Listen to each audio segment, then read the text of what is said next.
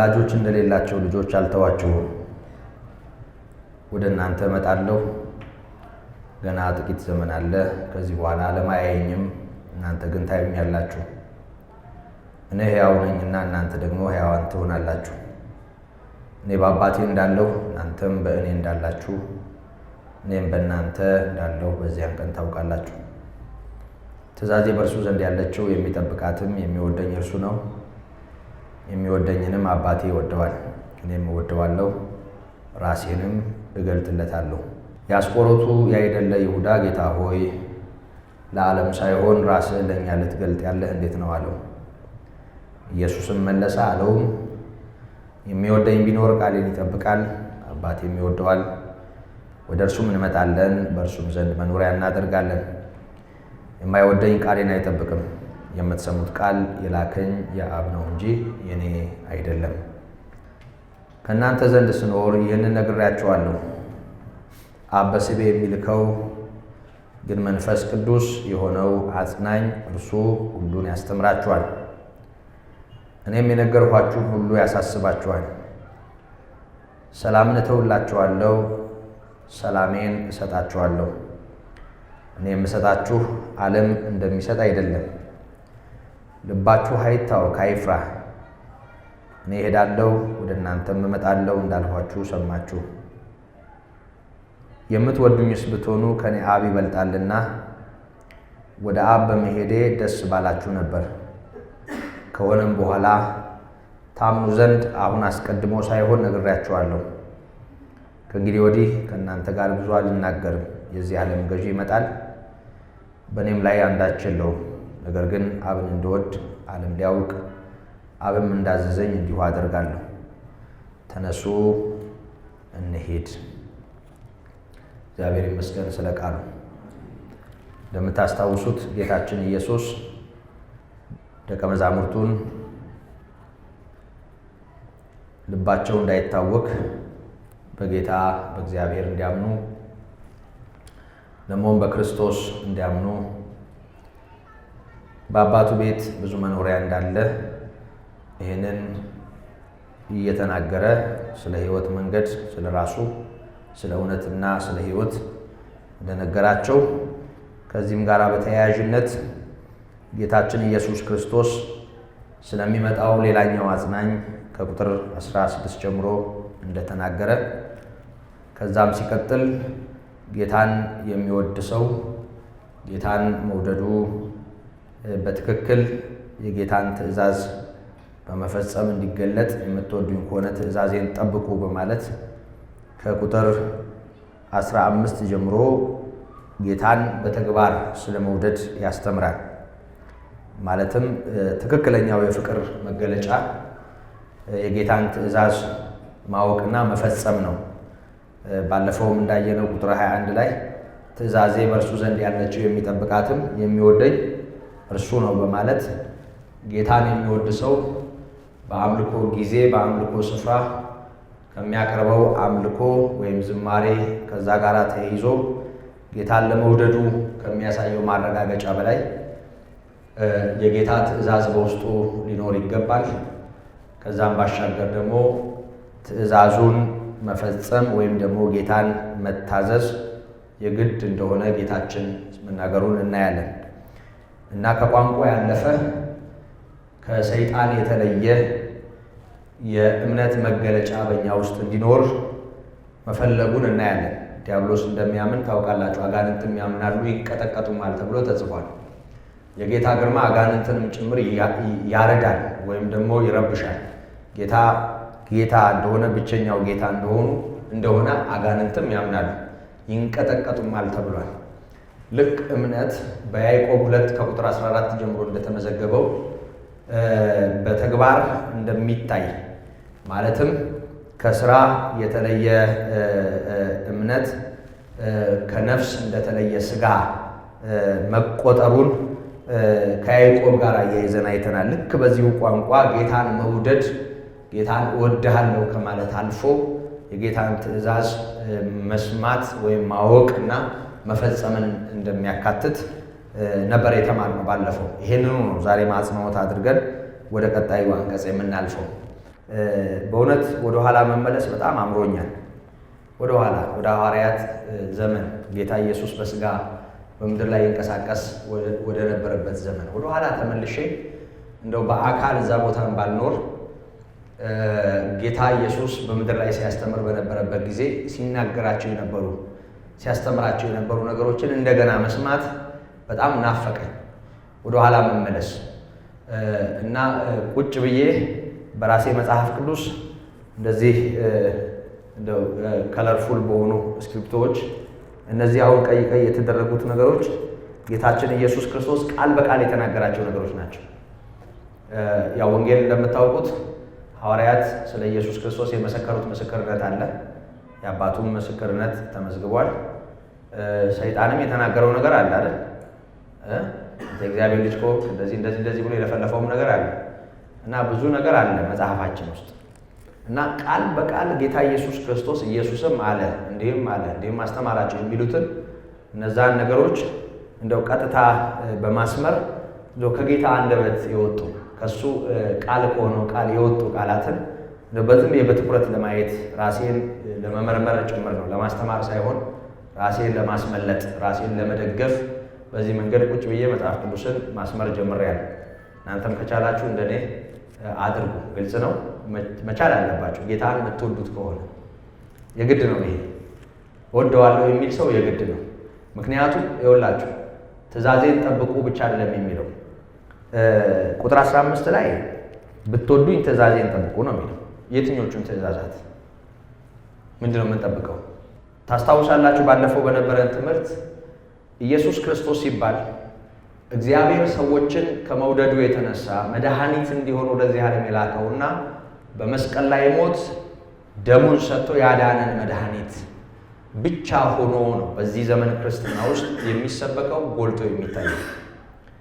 ጌታ 3 ሰዓት መስቀል ላይ የተቸነከረ ብቻ አይደለም፣ 3 ዓመት በምድር ላይ አስተምሯል። 3 ዓመት አስተምሯል።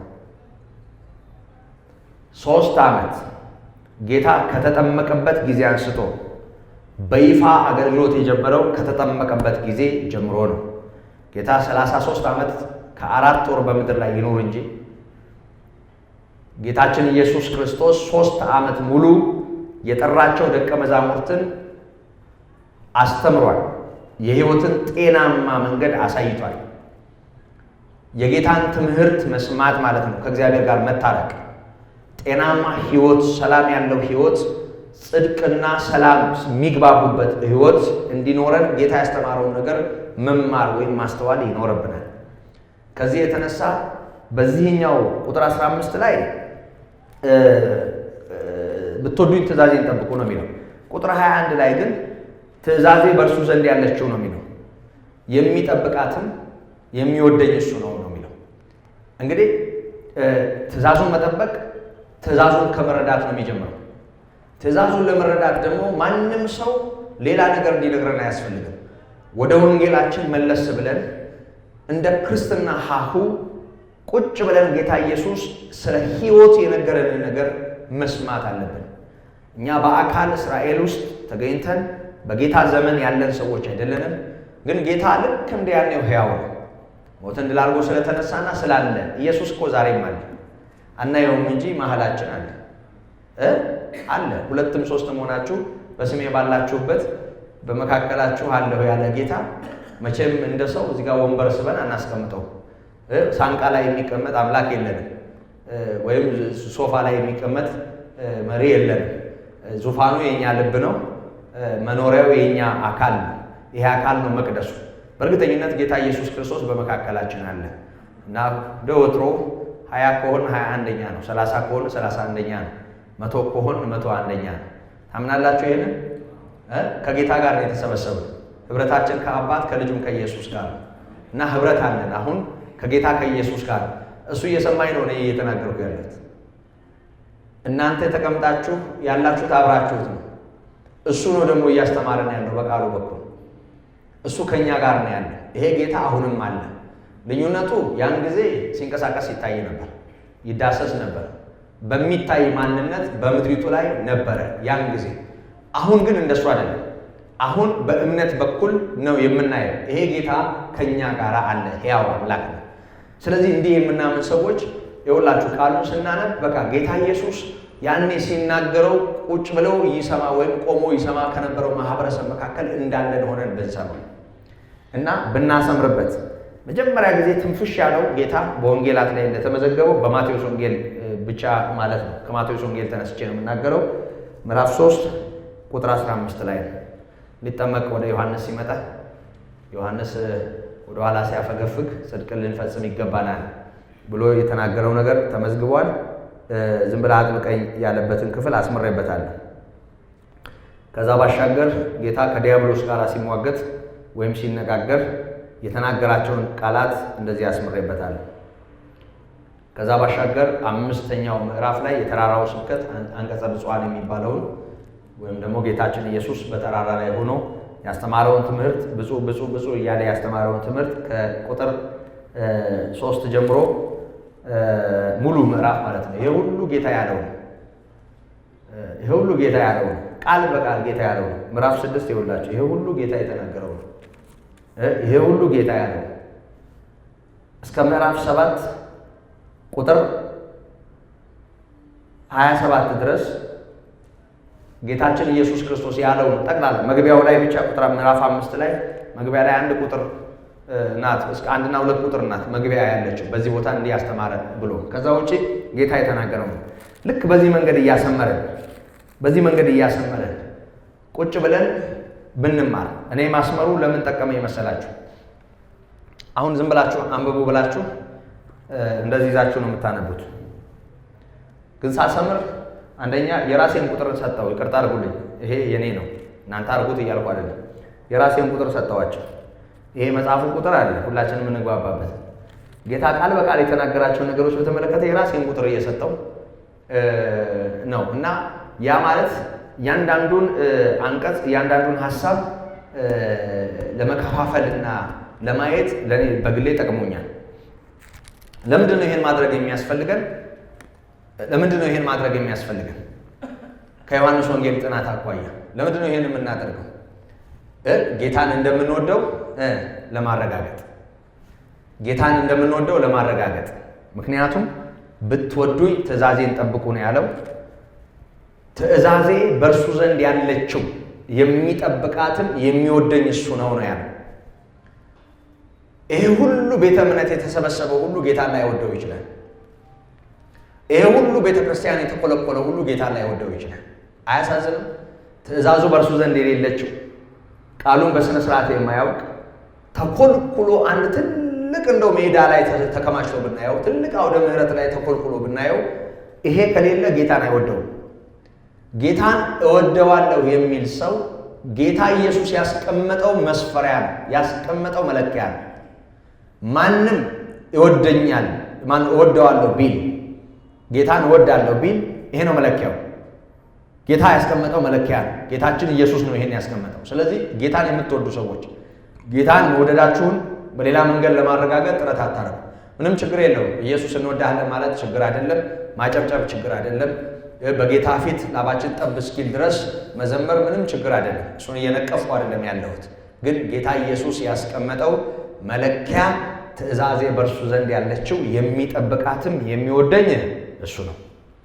አሁን አያችሁ ክርስትናውን ግንጥል አድርገ ነው ስለ ኃጢአታችን የተከፈለው ዋጋ ላይ አይምሯችንን ፊክስ አድርገን የምናስበው ነገር ጠቅላላ እግዚአብሔር ካደረገልን ምሕረት ጋር የተያያዘ ብቻ ሆኖ በየዕለት ኑሯችን የእግዚአብሔርን ፈቃድ በብዙ ነገር እየጣስን ጌታን የማያከብር በጣም ብዙ ነገር ኖሮን ግን እግዚአብሔር ምሕረት እንዳደረገልን በምንዘምረው ዝማሬ በምናመልከው አምልኮ እያወራን የምንኖር ምስኪኖች ሆነናል።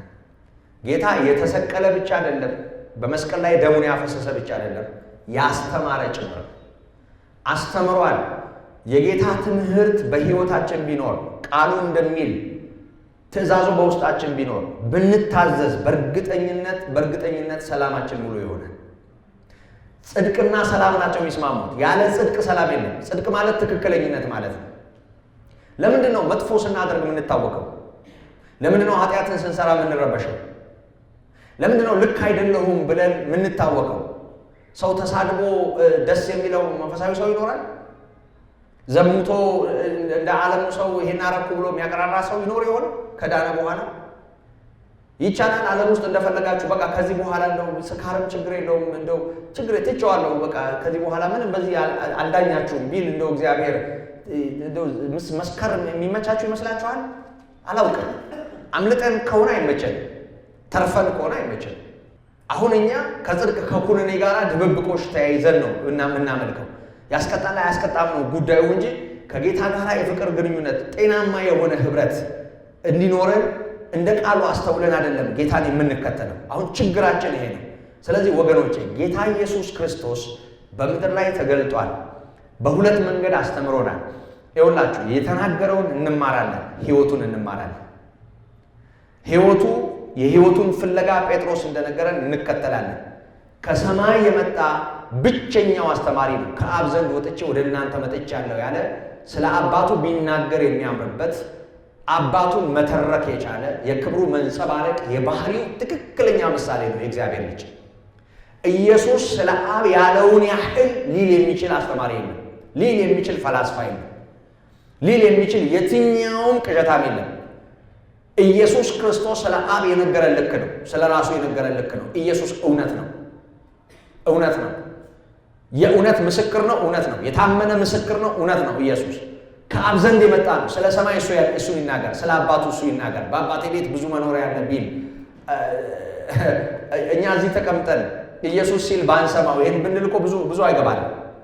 ብዙ እኮ ስሜት አይሰጥም። ግን ጌታ ኢየሱስ ክርስቶስ ሲል ሰማ ነው፣ አመን ነው። ጌታ ኢየሱስ ከሰማይ ነው የመጣው። በአባቴ ቤት ብዙ መኖሪያ አለ ብሎ በሰማይ ስላለው ነገረን። ጌታ አስተማረ። ያስተማረ ነው ጌታ። እስቲ ምን አስተማረ? የእግዚአብሔር ልጅ ከሰማይ ወርዶ በምድር ላይ እየታየ እየተዳሰሰ እንደማናችንም በዚህ መሬት ላይ እየተንቀሳቀሰ ሄዶ እንደኔና እንደናንተ የሚበላ በልቶ ከሰው ጋር ተቆጥሮ ተዳሶ ታይቶ በሰዎች መካከል ሰዎች እየተጋፉት ተራምዶ አስተምሯል። ክርስቶስ ምን አስተማረ? ከክርስቶስ በላይ ሊያስተምር የሚችላል? ከክርስቶስ በላይ ሊመክር የሚችላል? ከክርስቶስ በላይ የህይወትን አቅጣጫ ሊያቀና የሚችላል?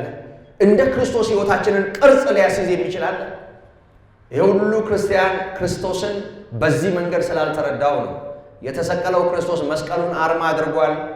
መስቀሉ ግድግዳው ላይ፣ መስቀሉ ባጃጅ ላይ፣ መስቀሉ መኪና ላይ፣ መስቀል በመስቀል ነን። እዚህ ጋር እንጠልጥለን ሁሉ ነገራችን ተመሳቅሎ በቃ ያላደረግነው መስቀሉ አለ። ግን የተሰቀለው ኢየሱስ ትምህርት የለም ውስጣችን። በጣም የሚያሳዝነው ነገር ቤዛነቱን በተመለከተ እናስባለን፣ ስለኛ ሞተ እንላለን። በኃጢአት ምክንያት የሞተ መሆኑን ረሳዋለን። ኃጢአት ምን ያህል መራራ ዋጋ እንዳስከፈለውም እንረሳለን። ስለኛ የተከፈለው ዋጋ ውድ ነው። ይሄ ጌታ አስተምሯል ወገኖቼ። ያስተማረው ትምህርት ምንድን ነው? ሰው ከሰው ጋር፣ ሰው ከእግዚአብሔር ጋር ባለው ግንኙነት፣ በምድር ላይ ባለን አኗኗር ጤናማና ትክክል የሆነ ኑሮን በተመለከተ ምን አስተማረ ጌታ? አያችሁ፣ በህይወታችን እየተላላጥን ሰላም አጥተን ከምንማር፣ ኃጢአት ከሚያስተምረን ተጋይተን ከምንማር፣ ውድቀት ከሚያስተምረን ተሰብረን ከምንማር ጌታን እንማረው። ከጌታ እንማር። ከኢየሱስ ብንማር ሰላማችን እንደ ወንዝ ይፈሳል። ሰላምን እሰጣችኋለሁ፣ ሰላሜን እተውላችኋለሁ። እንደው ዝም ብሎ ጌታ ኢየሱስ ሰላም ይሁን ብሎ እንደው ጸጥ ስለማድረግ ከነ ምናምንቴያችን በጸጥታ ስለማኖር ይመስላችኋል? የክርስቶስ ሰላም የክርስቶስን ህይወት በመከተል ውስጥ ነው ያለው። አንድ ሰው ኢየሱስ የእግዚአብሔር ልጅ ነው ብሎ አምኖ ግን ከስካር ባያወጣ፣ ከዝሙት ባያመልጥ፣ ከመዳራት ባያመልጥ፣ ከባዕድ አምልኮ ባይተርፍ፣ ከተንኮል ባይተርፍ፣ ከገንዘብ ፍቅር ባይተርፍ፣ ሴሰኛ ቢሆን፣ ሌባ ቢሆን፣ ተሳዳቢ ቢሆን፣ ለወላጆቹ የማይታዘዝ አመፀኛ፣ ትዕቢተኛ ቢሆን እውነት ኢየሱስ የእግዚአብሔር ልጅ እንደሆነ ያምናል? ሊያምን ይችላል። ካመነም እንደ አጋንንት ነው የሚያምን። እንደ አጋንንት ተገዶ ያምናል። ስገድ ስትሉት ይሰግዳል። አንተ እንደምታሰግደው ስሙ ነው። ትችለዋለህ ይህን ጌታ ብትለው አልችለውም ነው የሚለው። ኢየሱስ ጌታ ነው ብትለው አዎ አትጥራብኝ ተቃጠልኩ ነው የሚለው። ከአንተ በላይ እኛ ደስ ብሎ ነው የምንጠራው። እሱ እየተንገበገበ ያውቀዋል ጌታ መሆኑ፣ ግን አይታዘዝም። አመፀኛ ነው። ታዲያ በአመፅ በኩል ከጠላት ጋር ህብረት ይኖረን? አኗኗራችን ጠላትን የሚጋፋ ይሁን? ክርስትናችን አያሳፍርም ወገኖቼ? በጣም አሳፋሪ ክርስትና አይደለም በዓለም ውስጥ ያለው አሁን ያለው። እዚህ ስላለ ነው ብቻ እያወራሁ አይደለም። በስሙ የተጠራው ሕዝብ የት እንዳለ እዩ። በስሙ የተጠራው ሕዝብ ምን እንደሚያምን እዩት። ምንም የሚለየው ሰው እንደው ጠዋት እሁድ እንደው ለቅዳሴ ወይ ነጠላ ጣፍቶ ሲሄድ ወይ ደግሞ መጽሐፍ ቅዱስ ይዞ ወደ የቤተ እምነቱ ሲሄድ ነው። ከዛ ውጪ የእያንዳንዱ ሰው ስራው ላይ አንዱ እንደሌላው ሆኗል። የሚያምነው እንደማያምነው፣ ክርስቶስን የሚያውቀው እንደማያውቀው፣ ሁሉ ነገር በህይወታችን አለ። ይሄ በጣም አደገኛ ነገር ነው ወገኖቼ። የእግዚአብሔር ልጅ ኢየሱስ የተሰቀለ ብቻ አይደለም፣ ስለ ኃጢአታችን የደም ዋጋ የከፈለ ብቻ አይደለም። ጤናማ ህይወት የአባቱን ፈቃድ በምድር ላይ የገለጠ አስተማሪ ነው። ይሄንን ጌታ እንማረው። እንወደው ከሆነ ቁጭ እንበል። ጌታ ሆይ እንደምወድህ ዛሬ ማረጋገጥ አለብኝ። ስለምወድህ ፈቃድህን እሰማለሁ፣ አነባለሁ ቃልህን። ስለምወድህ ጌታ ኢየሱስ እስቲ ፈቃድህ በልቤ ይታተም፣ ጠላት አይልቀመው ከውስጤ፣ ክፉ አይውሰደው ከውስጤ፣ በውስጤ ይኑር ፈቃድህ። እስቲ እግዚአብሔር ሆይ ቃልህን በልቤ አትም ብለን ቁጭ ብለን ከእግዚአብሔር ቃል ህብረት ማድረግ አለብን። ምክንያቱም ብትወዱኝ ትእዛዜን ጠብቁ ነው ያለው። ትእዛዜ በእርሱ ዘንድ ያለችው ትእዛዜ በእርሱ ዘንድ ያለችው። እስኪ ይህን ቃል ከኔ ጋር በሉ። ትእዛዜ በሉ እስኪ። በእርሱ ዘንድ ያለችው ትእዛዙ በእኔ ዘንድ ብትኖር። የማ ትእዛዝ? የጌታ። የት ብትኖር? በእኔ ዘንድ። መጽሐፉ ላይ አይደለም፣ በእኔ ውስጥ። ትራስ ጋር በእኔ ውስጥ፣ ሼልፍ ላይ አይደለም፣ በእኔ ውስጥ። ሞባይልም ውስጥ አይደለም፣ በእኔ ውስጥ። በእኔ ውስጥ ትእዛዜ በእርሱ ዘንድ ያለችው ትእዛዜ በእርሱ ዘንድ ያለችው። የጌታ ትእዛዝ እኛ ውስጥ መኖር ካቃተው እኮ አደጋ ውስጥ ነን ያለነው። እሰማለሁ ምን እንደሆነ አላውቅም፣ በቃ ስወጣልም የለም ምን የሚሉ ሰዎች ብዙ ናቸው። እንደዛ ተሰብኬ እንደዛ ደስ ብሎኝ አንዱም ጥቅስ አይመጣልኝም የሚሉ ሰዎች አሉ። ይሄ እኮ በጣም አደጋ ነው። ይሄ እኮ አደጋ ነው። በምንም ተአምር የምናምን ሰዎች እንደዚህ መሆን የለብንም። የማያምነውን በተመለከተ ሁለተኛ ቆሮንቶስ ምዕራፍ 4 ቁጥር 4 ላይ እንደተጻፈ ለእግዚአብሔር ምሳሌ የሆነ የክብሩ ወንጌል በልባቸው እንዳያበራ የዚህ ዓለም አምላክ የማያምኑ ሰዎችን ልቡና አሳወረ ወይም አጨለመ ይላል። ጠላት የማጨለም ስራ ይሰራል። የሰው አይምሮ የመጋረድ ስራ ይሰራል። ደግሞ ይሄ መንገድ ዳር የወደቀውን ሰብል ታስታውሳላችሁ? ዘሩን እና ወፎች መጥተው ለቀሙት ነው የሚለው። በወፍ የተመሰለው ክፉ ነው።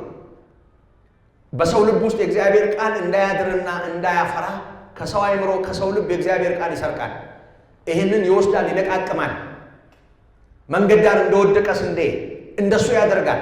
እነዚህ ነገሮች በኢየሱስ ስም የተረገሙ ይሆኑ፣ በእውነት ከኛ ይራቁ። ቃል አይለቀምብን፣ ባዶ አንሆን። የሰማነው ይደር በልባችን፣ ያየነው ያነበብነው በውስጣችን ይታተም። ሰምቼ ነበር አልሰማሁም፣ እንዳልሰማሁ ሆንኩ፣ በቃ ጠፋብኝ አንበል። በእውነት ትእዛዜ በእርሱ ዘንድ ያለችው ነው የሚለው። ስለዚህ የጌታ ትእዛዝ ምን መሆን አለባት ማለት ነው? እኛ ውስጥ መኖር አለበት ማለት ነው። መጽሐፋችን ላይ ችግር የለው ይኖራል፣ አለን ቤታችን። በጣም ብዙ ሰዎች በብዙ ዓለም የተዋጡ ሰዎች መጽሐፍ ቅዱስ ቤታቸው አለ ያው ትልቁ ነው ይላል አለ ይላል እና ይዘው ይመጣሉ። አዋራ ገፍ አድርገው ይዘው ይመጣሉ። ሰዎች ከብዙ መጽሐፍ መካከል ወጥተው ይዘውት ይመጣሉ። አለ ይላል። መኖሩ አይደለም፣ ቤት ውስጥ መኖሩ አይደለም። ትእዛዜ በእርሱ ዘንድ ያለችው ነው የሚለው። እኛ ውስጥ ነው መኖር ያለበት። በእኛ ውስጥ ትእዛዙ ብትኖር ብንጠብቃት፣ ማለትም ጌታ ኢየሱስ ይሄን አይወደውም፣ መጽሐፍ ቅዱስ ይሄን አላለም፣ ወንጌል ይሄን አልተናገረም፣ የእግዚአብሔር ቃል ይሄን አይደግፍም፣ ጌታ ይሄንን አይወደውም ብንል በእርግጠኝነት አባታችን እርሱ በእኛ ሕይወት ይከብራል። አባትን ማክበር ማለት ባለፈው ተምረናል። ክፉ በእኔ ላይ ስልጣን የለውም፣ ግን አባቴን እንደምወድ ዓለም እንዲያውቅ የአባቴን ፈቃድ እፈጽማለሁ ብሎ ጌታ ለሞት ታዘዘ። ወገኖቼ አሁን ሞት አይደለም እየጋበዝኳችሁ ያለሁት፣ ሕይወት ነው። ሞት አይደለም እየጋበዝኩ ያለሁት። እስኪ የምትወዱት ከሆነ ተሰቀሉ፣ የምትወዱት ከሆነ ሰማዕት ሁኑ፣ የምትወዱት ከሆነ እንደዚህ ሁኑ እያልን አይደለም ያለ ነው። የምትወዱት ሰዎች ጌታ ኢየሱስ ያለውን ስሙ። እየሰማችሁ ነው። ትእዛዜ በእርሱ ዘንድ ያለችው የሚጠብቃት። በዚህ ነገር የሚቸገር ሰው ካለ፣ አንብቦ ውስጡ ማይቀርለት ሰው ካለ፣ ተሰብኮ ውስጡ ማይቀርለት ሰው ካለ፣ ተምሮ እንዳልተማረ የሚሆን ሰው ካለ ይጸልይ። እንደ ቀላል ነገር አይቆጠረው። እንደ ትንሽ ችግር አይቆጠረው። ይሄ የህይወት ጉዳይ ነው። ሌላ ነገር ባይገባን ችግር የለም። ይሄ ግን ህይወት ነው። ስለዚህ አይወሰድብን። ግልጽ ነው። አይነጠቅ ከውስጣችን፣ አይለቀም ከውስጣችን። ይሄ በልባችን ይታተም። የእግዚአብሔር እውነት ነው ይሄ። ስለዚህ ጌታ ኢየሱስን ትወዱታላችሁ? ትወዱታላችሁ? እንወደዋለን አይደል? ስለዚህ ቃሉ በእኛ ውስጥ መኖር አለበት በእኛ ውስጥ እና ፈቃዱ ደግሞ በእኛ ውስጥ መከናወን ይኖርበታል። ይሄንን ነው የሚለው እና ጌታችን ይሄንን ሲያስተምር በጣም ደስ በሚል የፍቅር ቃል ነው እየተናገረ ያለው። ትእዛዜ በእርሱ ዘንድ ያለችው የሚጠብቃት የሚወደኝ እሱ ነው፣ የሚወደኝን አባቴ ይወደዋል፣ እኔም እወደዋለሁ፣ ራሴንም እገልጥለታለሁ። ደስ አይልም ንግግሩ? ይህን እኮ እየተናገረ ያለው አንድ እኮ ሰባኪ አይደለም፣ የኔ ቢጤ እኮ አይደለም። ይህን እኮ የእግዚአብሔር ልጅ ነው እየተናገረ ያለው። እኔም እወደዋለሁ አባቴም ይወደዋል፣ እኔና አባቴ እንመጣለን ወደ እርሱ በእርሱ ዘንድ መኖሪያ እናደርጋለን እያለ ያለው ማን ነው? የእግዚአብሔር ልጅ ጌታ ኢየሱስ ክርስቶስ። ይህንን ሲሰማ ይሁዳ፣ ሌላኛው የሸጠው ይሁዳ ሳይሆን ሌላኛው ይሁዳ ጌታ ሆይ አለ፣ ለዓለም ሳይሆን ራስህን ለእኛ ልትገልጥ ያለህ እንዴት ነው አለው። ለዓለም ሳይሆን። ይሄ ወገኖቼ ከጌታችን እርገት በኋላ በመንፈስ ቅዱስ ወደዚህ ዓለም መምጣት ጌታ በሚያምኑት ሰዎች ልብ ውስጥ የሚያገኘውን ስፍራ ከዓለም በተለየ ሁኔታ ኢየሱስ ከዓለም ላይደለ ነው ለእኛ ግልጽ የሚሆንበትን ሁኔታና ጊዜ የሚያሳይ ነው። ያ ጊዜ አሁን ባለንበት ሁኔታ ይሄ ጊዜ ነው። ይሄ ጊዜ ነው። ይሄ ጊዜ ማለት ጌታ ለዓለም ምንም ያይደለበት፣ የማይታይበት፣ የማይታወቅበት ነው። ለእኛ ግን ሕያው ሆኖ ከኛ ጋር የሚኖር ነው። ይሁዳ ጌታ ኢየሱስን የጠየቀው ጥያቄ ምንድን ነው? ለዓለም ሳይሆን ለእኛ ራስን ለብቻችን ለእኛ የምትገልጥበት እንደው መቼ ነው? እንዴት ነው ይሄ የሚሆነው የሚል ጥያቄ ጠየቀው። እንዴት ነው የሚሆነው አለ። ኢየሱስም መለሰ እንዲህም አለ፣ ምንም ይኸውላችሁ ውስብስብ ነገር ውስጥ የለም። ህልም ከማየት ጋር ከመቃዠት ጋር የሆነ ነገር ከመገለጥ ጋር አይደለም የሚያያይዘው። ግልጽ ነው ቋንቋው። ምንድን ነው እያለ ያለው? ኢየሱስም መለሰ አለው፣ የሚወደኝ ቢኖር ቃሌን ይጠብቃል፣ አባቴም ይወደዋል፣ ወደ እርሱ እንመጣለን፣ በእርሱ ዘንድ መኖሪያ እናደርጋለን። እንዴት ነው ለእኛ የምትገልጠው ራስህን? ቃሌን የሚጠብቅ ቢኖር አባቴ ይወደዋል፣ እኔም እወደዋለሁ፣ እኔና አባቴ ወደ እርሱ እንመጣለን፣ በእርሱ ዘንድ መኖሪያ እናደርጋለን። ይሄ ቃል ከጥቅስ አልፎ በእኛ ህይወት ውስጥ ማደሪያው የክርስቶስ ማደሪያው ነን የሚለው ቃል በደንብ ጎልቶ በእኛ ህይወት ውስጥ ተግባራዊ እንዲሆን ጌታን መስማት ያስፈልጋል። ስለዚህ ጌታ ምንድን ነው ያለው? እንዴት ነው ለእኛ የምትገለጠው? ለማን ነው የሚገለጠው? ቃል ለሌለው፣ የእግዚአብሔር ቃል ለሌለው፣ የጌታ ትእዛዝ ለሌለው ነው። አንድ ሰሞን ምን አይነት ነገር ነበር ታውቁት ትችላላችሁ። በዚህ በእንትን ቋንቋ ሎጎስ እና ሬማ የሚባል ነገር አለ። ሎጎስ ቃል ነው፣ ጥሬ ቃል። ሬማ መገለጥ ነው፣ አብርሆት እንደማለት ነው። እና ዝም ብለው ሎጎስ ብቻ ይላሉ ሰዎች፣ ቃል ብቻ ዝም ብሎ ፊደል ብቻ ሲሉ እንሰማለን። አንድ ሰው ዋናው ነገር መገለጥ ነው ይላሉ። እና አንድ ሰሞን ይችን የሚጠቀሙ ሰዎች በቴዎሎጂ ያላለፉ ይሄ ትምህርት ምናምን ብዙ የማይመለከታቸው ሰዎች ይሄ የተማረውን ማህበረሰብ የሚያወግዙበት ነበር። በተለይ ይሄ በቃ በጸጋው ነው እኔ የተጠራሁት፣ እኔን ቴዎሎጂ አልጠራኝም፣ እኔ ስለኖርኩት አይደለም ምናምን የሚል አንድ ሰው እንደሱ አይነት መፈክር አለ። አንዳንዴ ትታዘባላችሁ። በመሰረቱ መማርም ነውር አይደለም፣ አለመማርም ጨለማ አይደለም። ግን መማር ጥሩ ነው አይደል? አዎ መማር ጥሩ፣ ጌታም አስተምሯል። የጌታ የሆነውን ነገር ደግሞ መማር ጥሩ ነው ሳይሆን የግድ ነው። እግዚአብሔር ጠርቶኛል ብሎ ዝም ብሎ ከመንደር ተነስቶ ጌታ ኢየሱስ ታይቶኛል ብሎ ዝም ብሎ የራሱን ቅዠት የሚቀልብ ባለመብት መኖር የለበትም። በምንም ታምር እንደዚህ አይነት ዕቃቃ የለም። ጌታ ኢየሱስ ክርስቶስ መንፈሱን ያወረደው ዝም ብሎ ባዶ ሜዳ ላይ አይደለም።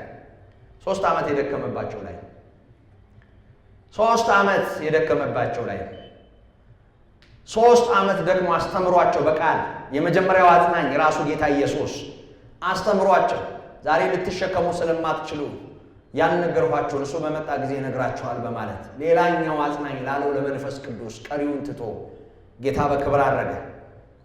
አባቴን እለምናለሁ ከእናንተ ጋር ለዘላለም እንዲኖር ሌላኛዋን አጽናኝ ይሰጣችኋል እንዳለ ሌላኛው አጽናኝ ጳራቅሊጦስ ወይም አጽናኝ የተባለው መንፈስ ቅዱስ ወረደ እና ጌታ ዝም ብሎ ባዶ ሜዳ ላይ አይደለም ያፈሰሰው፣ ላልተማሩትም ሰዎች አይደለም ያፈሰሰው፣ ይኸውላችሁ ሩቅ ላሉትም አይደለም። ቤተክርስቲያን ስትመሰረት ጌታ መሰረት ያደረጋቸው እነዛ የመጀመሪያዎቹ ቅዱሳን እንዴት ባለ ሁኔታ ከጌታ ጋር እንደነበሩ አስተውሉ።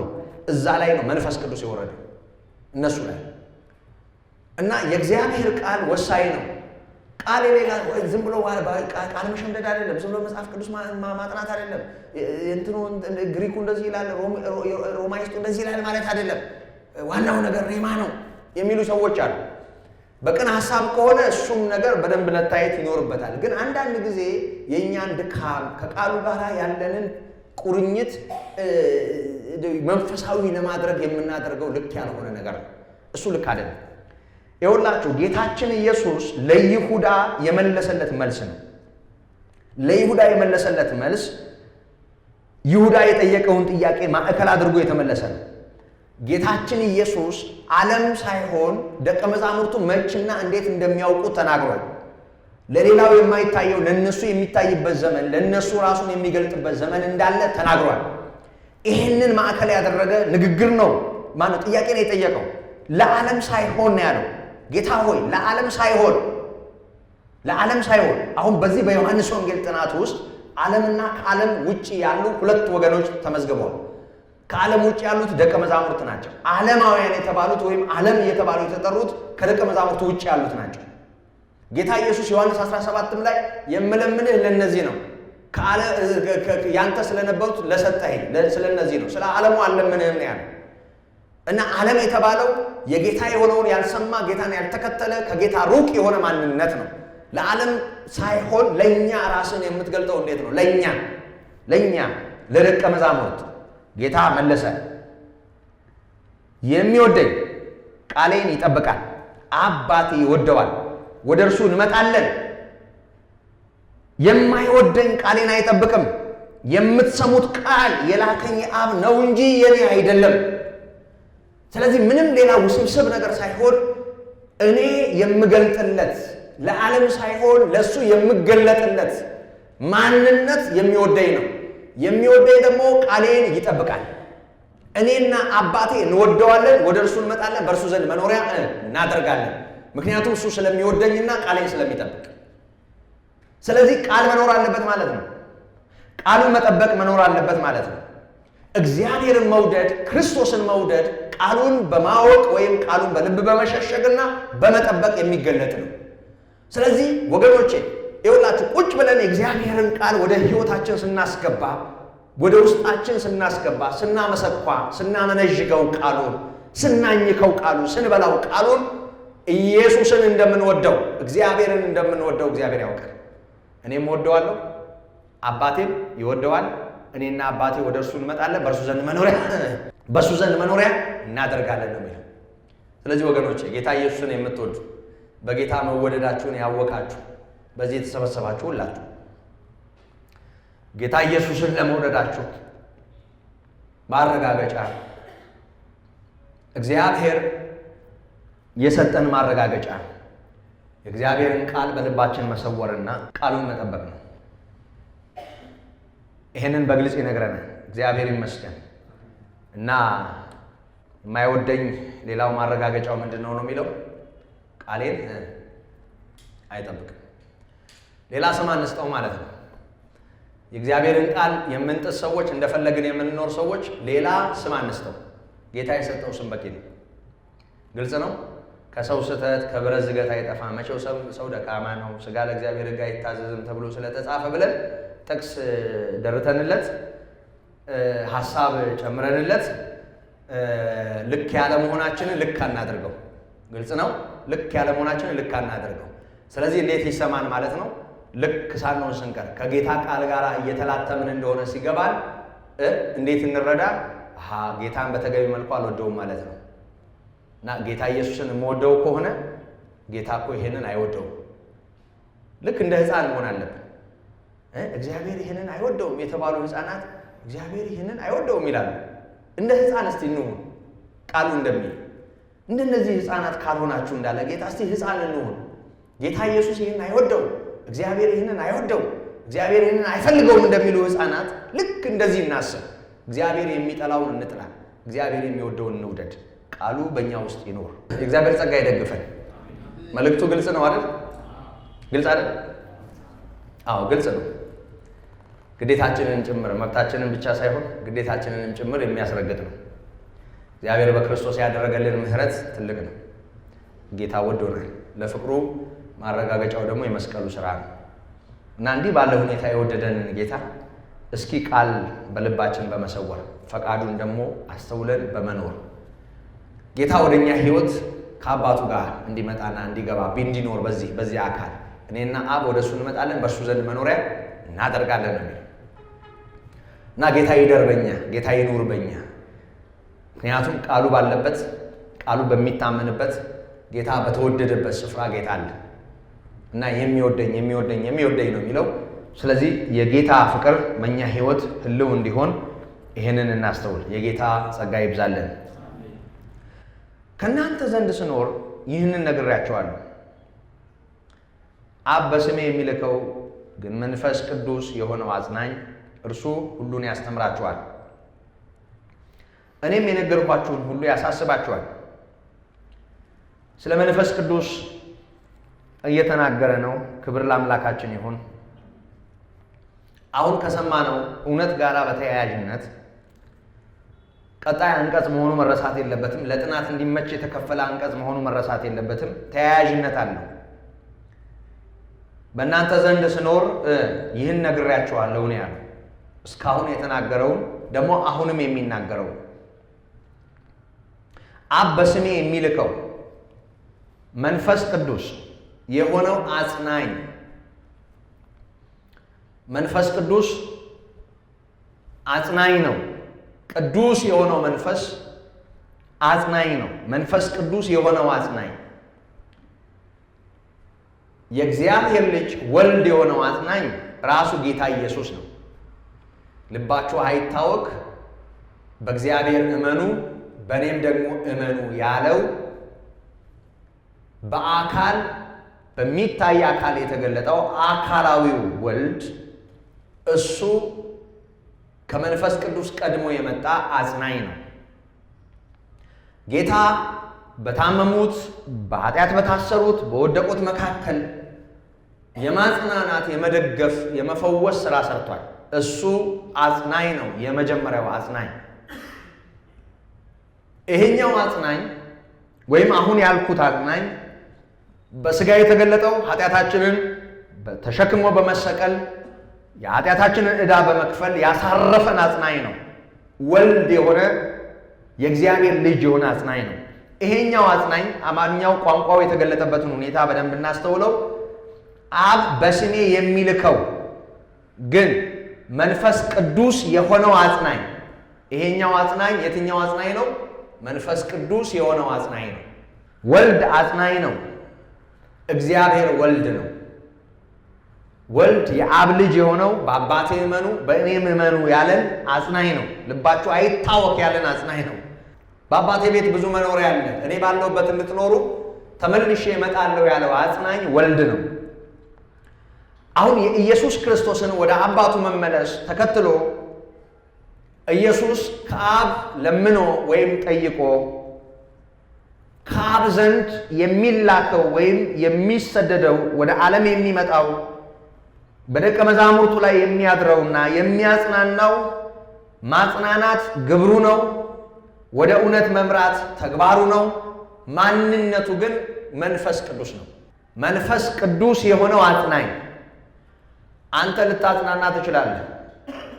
ታሞ የወደቀውን ሰው፣ በተለያየ ችግር ውስጥ ያለውን ሰው አይዞ ለሁሉም ቀን አለ፣ ሁሉም ያልፋል ብለህ ልታጽናናው ትችላለህ። መንፈስ ቅዱስ የሆነው አጽናኝ በተለየ ሁኔታ በውስጥ የሚያድር ልብ የሚደግፍ የሚያስተምር መንፈስ ቅዱስ የሆነው አጽናኝ ከወልድ የተለየው አጽናኝ አብ በስሜ የሚልከው መንፈስ ቅዱስ ነው አለ። ሁሉን ያስተምራችኋል፣ እኔም የነገርኳችሁን ያሳስባችኋል አለ። ስለዚህ አንድ ነገር መስተዋል ይኖርበታል ማለት ነው። ጌታ ኢየሱስ ክርስቶስ የነገረን ነገር አለ፣ የነገራቸው ነገር አለ ለደቀ መዛሙርቱ። ጌታ የነገራቸውን ነገር እንዳይረሱት እንዳይዘነጉት፣ ውስጣቸው ታፍኖ ተዳፍኖ እንዳይቀር እንዲያስታውሱት፣ ወደ ልባቸው ወደ አይምሯቸው እንዲመጣ የሰሙትን ነገር ወደ ፊት ለፊት እያቀረበ ሁልጊዜም በመንፈሳቸው ህልው እንዲሆን የሚያደርግ የእግዚአብሔር መንፈስ ነው። የእግዚአብሔር መንፈስ ዛሬም ከኔና ከእናንተ ጋር አለ። ዛሬም ይሰራል፣ ዛሬም ሕያው ነው። ግን ከጌታ ከኛ ጋር እንዳለ የእግዚአብሔር ልጅ ኢየሱስ ወዳጆች እንደሌላቸው ልጆች አልተዋችሁም እንዳለ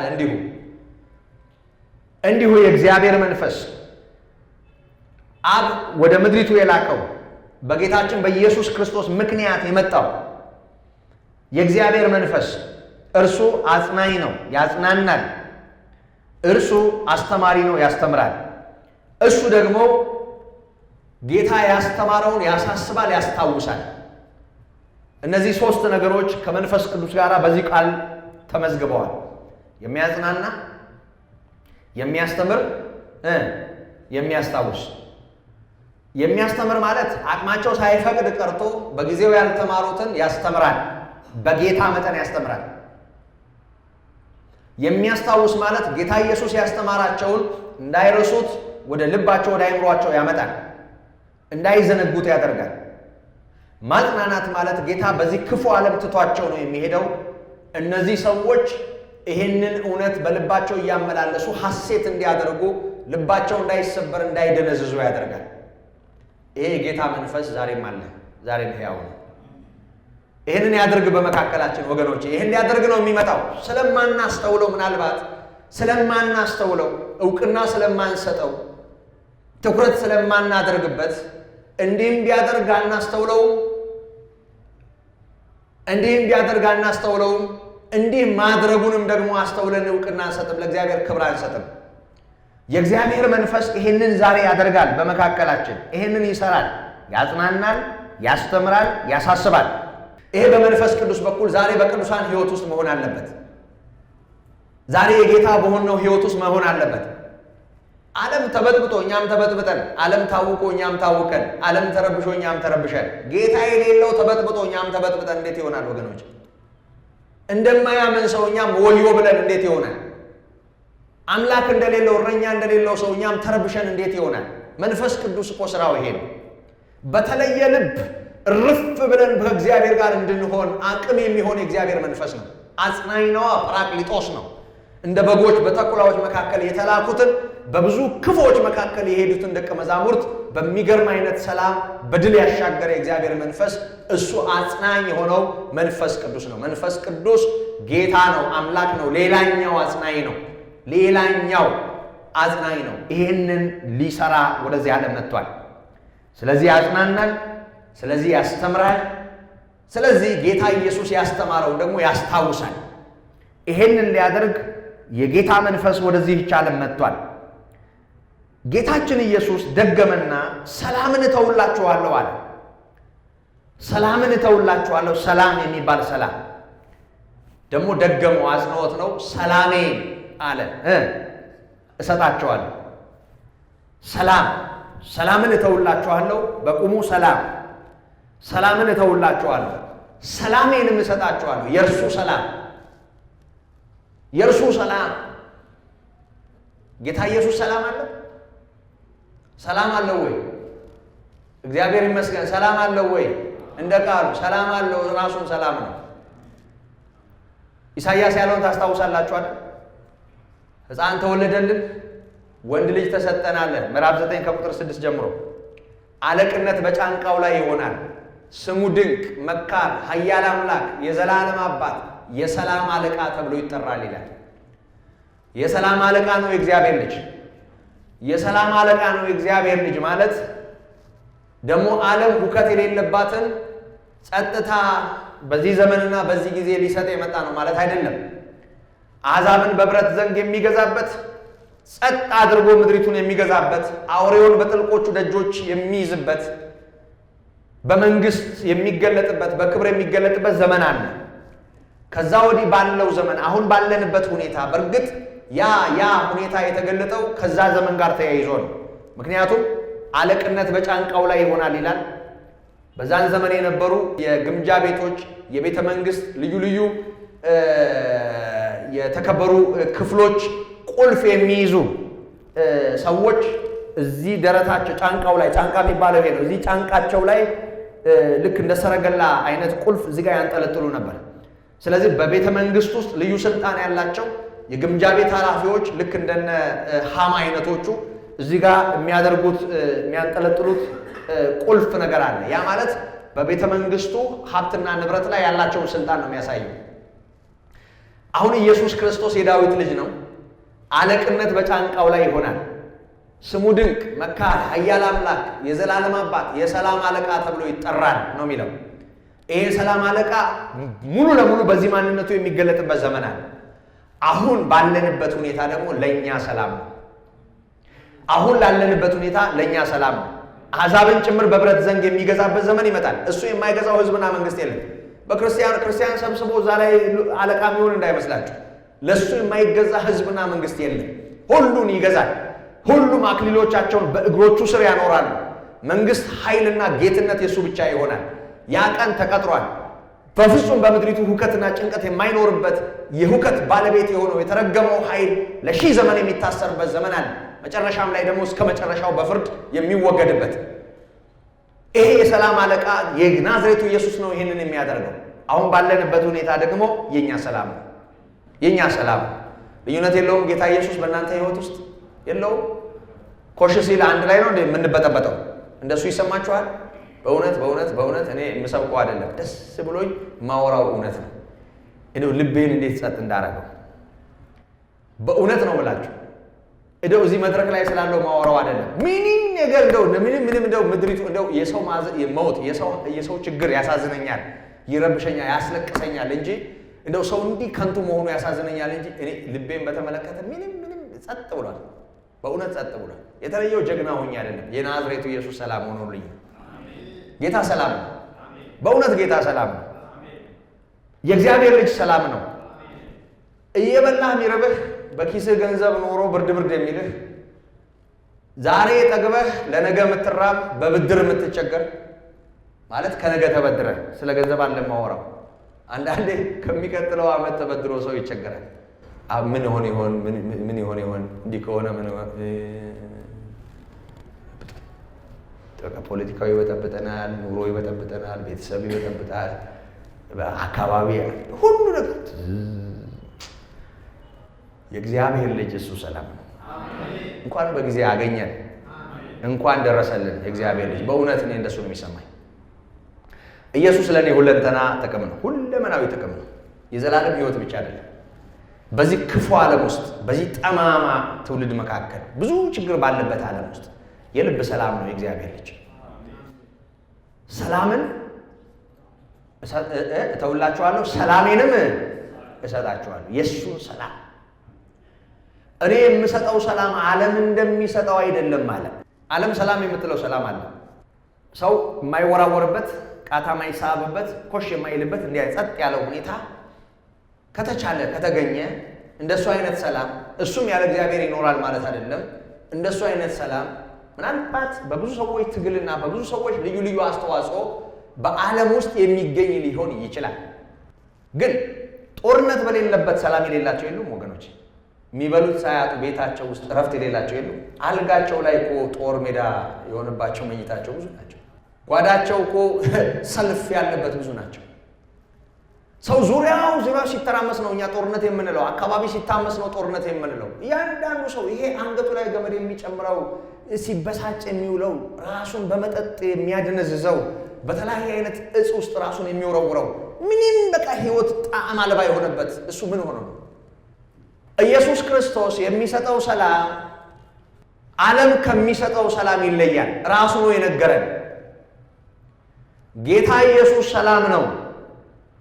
ይሄ ሰላም የኛ ሰላም ከሆነ ዓለም ሰላም ባይኖራት እንኳን እኛ ውስጥ ሰላም ይኖራል። ምን እንሆናለን? ብንሞትስ? ብንኖር የጌታ ብንሞት የጌታ ምን እንሆናለን? ባንኖርስ ምን እንሆናለን? ሰው እዚህ ድረስ እኮ ከደፈረ አቅም ይኖረዋል። ጌታ ኢየሱስ ሞትን ለማስደፈር እኮ ነው የመጣው። ሞትን ለመግደል ነው የመጣው። የመጨረሻውን አስጨናቂ የሰው ልጆች ሁሉ አዋኪ ፍጥረት ከሰው ሕሊና ለማስወገድ ነው የመጣው። በትክክል ኢየሱስ ከገባን ሞት ይሞታል በሕሊናችን። መኖራችንም መሄዳችንም አንድ ነው ለኛ። የምንኖረው ምንሰራው ስራ ሊኖር ስለሚችል ይሆናል። ከዛ ውጪ መሄዳችንም መኖራችንም አንድ ነው። አንበጠበጥም፣ አንታወቅም። ዝም ብለን ኑሮን እያሰብን ከዓለም ጋር እንዲህ ስንታመስ አንኖርም። በጌታ ጸጋ እንኖራለን። ይሄ ጌታ ሰላማችን ነው። እኔ ወደ አብ ሄዳለሁ፣ አብን እለምናለሁ፣ ከአብ ዘንድ ይሰጣችኋል ያለው አጽናኙ እውነተኛው መንፈስ የእግዚአብሔር መንፈስ በሰው ውስጥ ከመኖሩ ጋር ተያይዞ ሰላም በእያንዳንዱ ግለሰብ ሕይወት ውስጥ ሰላምን እተውላችኋለሁ፣ ሰላምን እሰጣችኋለሁ። እኔ የምሰጣችሁ ዓለም እንደሚሰጠው አይደለም ካለ በኋላ ይኸውላችሁ ከልባቸው ጋር ነው የሚያያዘው። ልባችሁ አይታወክ አይፍራ። ይህን ቃል ደገመው በዚህ ምዕራፍ 2 ጊዜ። የመጀመሪያው ቁጥር ላይ ልባችሁ አይታወክ፣ በእግዚአብሔር እመኑ፣ በእኔም ደግሞ እመኑ አለ። አሁንም ደገመና ሰላምን እተውላችኋለሁ፣ ሰላሜን እሰጣችኋለሁ። እኔ የምሰጣችሁ ዓለም እንደሚሰጠው አይደለም። ዓለም የሚሰጠው ሰላም አለ፣ በነጋታው አብሮ የማይገኝ ሰላም አለ። ሰው የሆነ ነገር ባይኖረው አይጨፍርም፣ የሆነ ነገር ባይኖረው አይዘሙትም፣ የሆነ ነገር ባይኖረው አይጦዝም አይደል? ካያ አይጨስም፣ ወይም ደግሞ በአጓጉል እጾች አይጠመድም። እነዚህ ሁሉ ነገሮች የሆነ ነገር አላቸው፣ ግን ሲነጋ አይኖሩም። ዛሬ በጭፈራ ቤት ውስጥ እንደው ጨርቃቸውን ጥለው ሲያውካኩ የምናያቸው ሰዎች በነጋታው ይዋቸው ጥውልግ ብለው ነው የምታዩቸው። ከንፈራቸው ደርቆ ጦዘው አይደል? ጦዘው የዞረ ድምር ዞሮባቸው አዞሮባቸው በነጋታው እኔ ደስ የሚለው በሚቀጥሉት ቀናት ሚዝናና ሰው እኔ ብዙ አይታይም። አላቅም። አንድ በጣም ወዳጅ ነበረ፣ አንድ ቦታ አብሮኝ የሚኖር እሱ ይቅማል፣ በጣም ይቅም ነበር። እና ሁልጊዜ ታዲያ የሆነ ወቅት ላይ በቃ በደንብ እስኪዞርበት ሌሊቱን ሙሉ ቁጭ ብሎ ያድራል። በሚቀጥለው ቀን ሲራገም ሲምል ነው ማየው። ምን ሆኜ ነው እኔ ኳራባ እኔ ኩድድም ነኝ ሙልጭ አርጎ ራሱ ሲሳደብ እንዴት እንደዚህ ይሆናል ሲል ደግሞ ያምረዋል። ከሳምንት በኋላ ደግሞ ተመልሶ ይሄዳል። በእውነት ረጅም ዘመን እንደዚህ ግራ ሲጋባ የኖረ ሰው አስታውሳለሁ። አሁን ሩቅ ነው ያለው፣ እንዴት ሆኖ እንደሆነ አላውቅም። በጣም ብዙ ሰው ደስታ ከሚመስለው ደስታው ማግስት አለው የሆነ ነገር። ኢየሱስ ክርስቶስ ጸጸት የሌለበት ሐሴት ነው፣ እረፍት ነው። ጸጸት የለበትም። በክርስቶስ ምክንያት የሚኖርን ደስታ ነገም ይኖራል። ምንም አይረብሸንም፣ አያውከንም፣ አያጸጸተንም፣ አያሳዝነንም። ኢየሱስ የሁል ጊዜ ሰላም ነው። ይህን ሰላም ሰጥቶናል። ምስጋና ለስሙ ይሁን። የሚሰጠን አይደለም፣ ይሄ የተሰጠን ነው። ወደፊት የሚመጣ አይደለም፣ ያደረገልን ነው። ጌታ ኢየሱስ ሲሄድ የእሱን ሰላም ነጥቆ አልሄደም። ላመኑት ተስፋ ላደረጉት ሰላሙን ትቶ ነው የሄደው። እተውላችኋለሁ ነው ያለው እንጂ አልነጠቀም፣ አልወሰደው። ሞት ያልነጠቀውን ሰላም በውስጡ ያለውን ያንን አባቱን ከማክበር ጋር ተያይዞ ከውስጡ ያልተወሰደውን ረፍት ጌታ ኢየሱስ ለደቀ መዛሙርቱ ትቶ ነው የሄደው። ሰላምን እተውላችኋለሁ፣ ሰላሜን እሰጣችኋለሁ ነው ያለው። ዓለም ከሚሰጠው የተለየ ሰላም። እግዚአብሔር ይመስገን። ከሆነ በኋላ ታምኑ ዘንድ አሁን አስቀድሞ ሳይሆን ነግሬያችኋለሁ። ከእንግዲህ ወዲህ ከእናንተ ጋር ብዙ አልናገርም። የዚህ ዓለም ገዢ ይመጣል፣ በእኔ ላይ አንዳች የለውም። ነገር ግን አብን እንድወድ ዓለም ሊያውቅ አብም እንዳዘዘኝ እንዲሁ አደርጋለሁ። ተነሱ እንሄዳለን። ጌታችን ኢየሱስ ክርስቶስ ደቀ መዛሙርቱ ግራ እንዳይጋቡ ምንም ነገር ከመሆኑ በፊት ቀድሞ እያስጠነቀቃቸው ነው። ሞቱም ድንገት እንዳይሆን፣ ትንሣኤውም እንዲሁ የሚጠበቅ እንዲሆን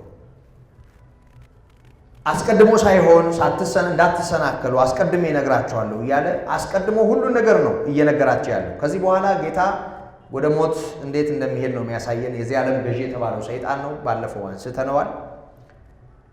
አሁንም አስፈላጊ ከሆነ ከሚቀጥለው ምዕራፍ በፊት ትንሽዬ ነገር አስታውሼ ወደዛ አልፋለሁ። የሆነ ሆኖ ስለ ሰላም እያወራ ያለው የዚህ ዓለም ገዢ ፊት ለፊቱ ቆሞ ነው ማለት ሊገድለው እኮ በዚህ ሰዓት ስለ ሰላም የሚወራ አይመስልም። ሞት ከፊት ለፊቱ አለ። አሳዛኝ ነገር ከፊት ለፊቱ አለ። ግን ጌታችን ኢየሱስ ክርስቶስ ስለማይነጠቅ ሰላም የሱ ስለሆነ ሰላም ሲናገር እናየዋለን። እና የዚህ ዓለም አምላክ የተባለው ገዢ የተባለው ክፉ ወደ እኔ ይመጣል፣ በእኔ ላይ ግን ምንም የለውም። ምክንያቱም ክርስቶስ ኃጢአት ስላልነበረበት ሰይጣን የኔ ነው የሚለው ነገር በክርስቶስ ሕይወት ውስጥ አልነበረም።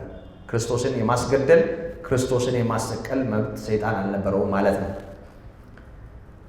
ይህንን ከዕብራውያን 2:14 እና 15 ጋር አንድ ላይ አያይዛችሁ አንብቡት እና በሚቀጥለው እናየዋለን። የጌታ ጸጋ ይብዛልን ይብዛላችሁ።